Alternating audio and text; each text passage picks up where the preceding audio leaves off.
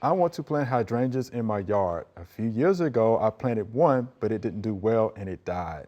I'm not sure if I killed it. I'm going to try again. I bought a pot or two, and I will plant them in my flower garden on the side of the house.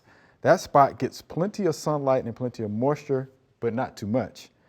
Do I need to treat my soil before planting hydrangeas? And when should I plant? And this is Michelle on Facebook. So we have two questions there. Do you need to treat the soil? Okay. And when is the best time to plant? Well, the best time to plant is Okay, now. fine. I mean, Okay. you know, you can Spring. Okay. spring, late winter, early spring, good time to plant Okay. the plants. So this is a great time before the heat of the summer. What to treat the ground with?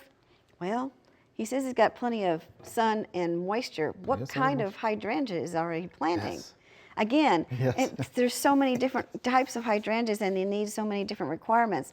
He really needs to research if what he has or what he's going to put for that area. Also, a soil test is because again, they like 6 to 6.2 pH.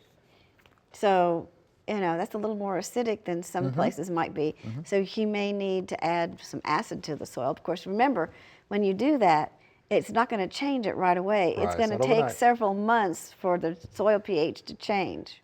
Right. A lot of homework there. So, Yeah, I'm you sorry. can plant in the spring. Planting it now is a good It's time. a good time. And if you miss the spring, you can do it in the fall. You could, yes. But spring, like you said, it's the best time. Getting the soil test, we got to know the pH, right? Definitely need to know pH. You want to set the plant up to not only survive, but thrive is what I tell people. I know he's done on the side of a house, but Yeah. how big is it? I mean, what kind of hydrangea is he going to put there, and how big does it get? And you know, and a lot of questions still about the location and the type of hydrangea to be able to answer that more specifically.